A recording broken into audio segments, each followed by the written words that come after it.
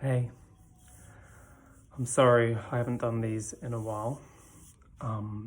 As you can tell, there's been some changes. I had my admission delayed a couple of times, waiting for tests to come back, tests on my lungs that I talked about last time, which thankfully have either come back clear. Actually, most of them have come back clear or negative, and they're just going to keep an eye on my lungs to see what happens during the treatment and process. It's looking mostly like it's scar tissue from previous infections, or maybe to do with this protein buildup that's related to my GATA2 gene mutation. As you can also tell, I've shaved my head. The pink's gone, which I am really missing. But I wanted to get ready for chemo. And as a friend put in a really good way of thinking about it, was that I was kind of taking some control over the process, because I know I'm going to lose my hair, but in this way, it's already growing back. That's how quick my hair is. But at least I had some process and control of knowing what my hair will look like being this short, and then soon when I'm bald, which would be probably the first and only time in my life. I think I was born with hair, and both my parents and grandparents all had hair, so have hair. So I think even when I'm older, I'm not going to lose my hair. So this would be my unique one opportunity to know what I look like bald. So I shall be rocking as much, Patrick Stewart, Captain Picard / Professor X looks as much as I can. I've also been putting off these videos, if I'm being honest, because I haven't fully known what to share, and I didn't want to feel like I'm repeating myself or just have a rant about how it sucks to wait as much as it feels like to go through treatment, because the waiting is this feeling of exponential dread just keeps building, because you know what's coming. I mean, you don't fully know what's coming, but you know what you've been told. You know it's not going to be good, but you know it's necessary, because if you don't do it, you could get seriously sick and potentially die, but just further down the line. But you also know that this treatment is serious. I'm going to get sick just having chemotherapy, not to mention the other risks involved when you have no immune system for a period of time. But you know that this is the only way.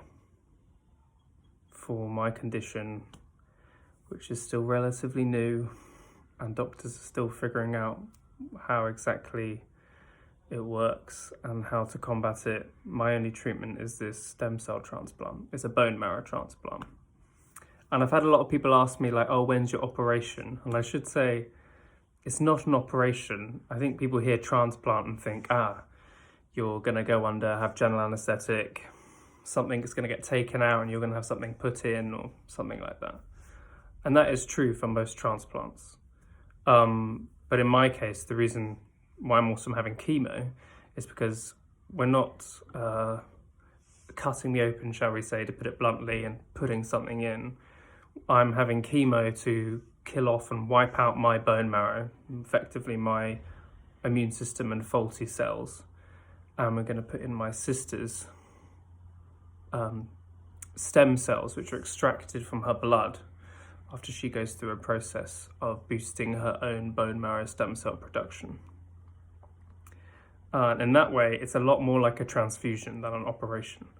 I'm literally going to have 5 days of chemo, and then on day 0, they call it, which is transplant day, which apparently is like a second birthday, so I will be taking advantage of that in the future.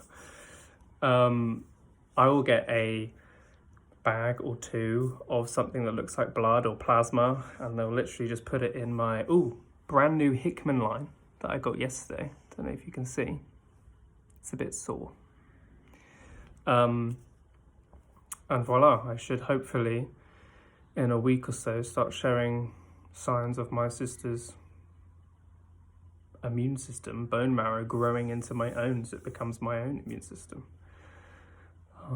This obviously has different risks and benefits compared to other transplants. Risks obviously being rejection, which is similar to other transplants, but in this case it's a immune system attacking my body,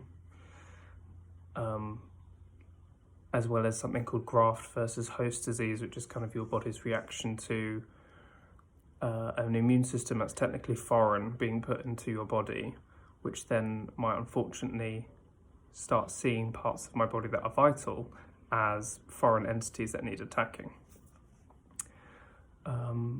Which most people get some form of graft versus host when they have a stem cell transplant, and I'm hoping mine will be more like the rashes, which are more common, and you get steroid cream and things like that. There are some other risks which are rarer, thankfully, but where people, your lungs can be affected, different parts of your body. But the doctor says they'll be on that and looking for it and making sure I'm on the right meds and all that stuff. But yeah, how am I feeling? Shit scared? Can you tell from the giant bags I have under my eyes that I'm not sleeping well and haven't been for a while, because I'm really anxious about what's to come, what treatment will look like, how I'll react to chemo. I've never had it before. It's obviously not good. It's toxic.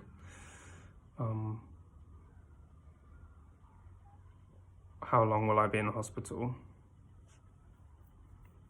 Will I get out of hospital?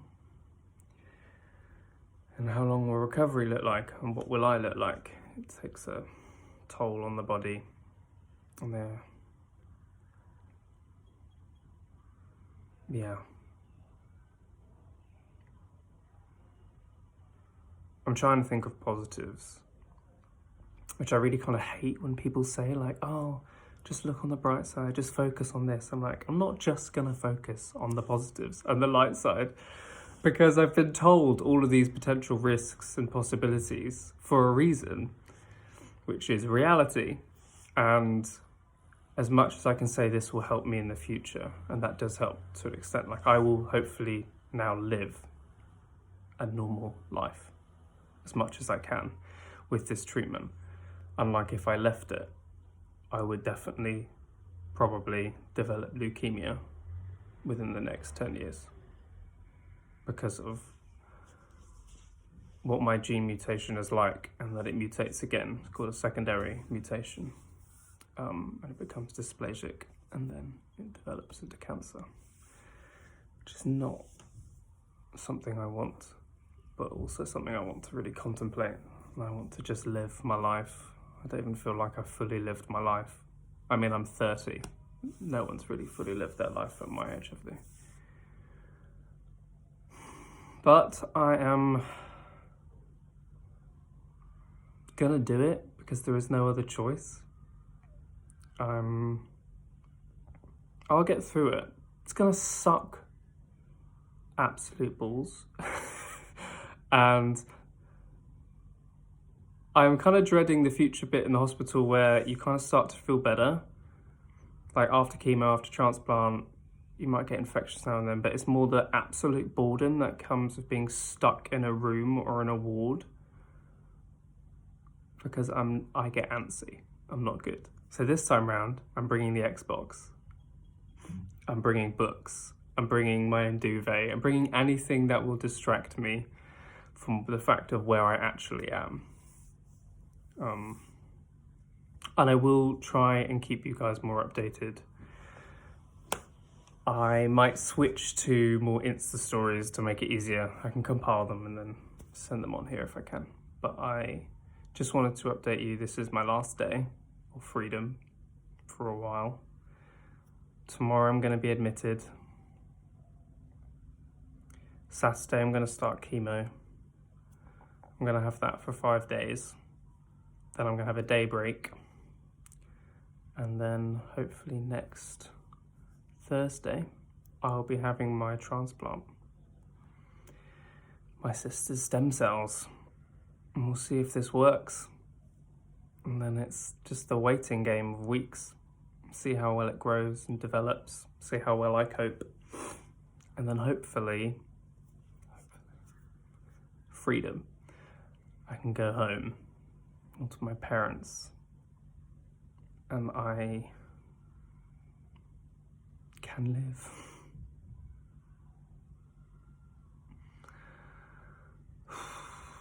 Yeah.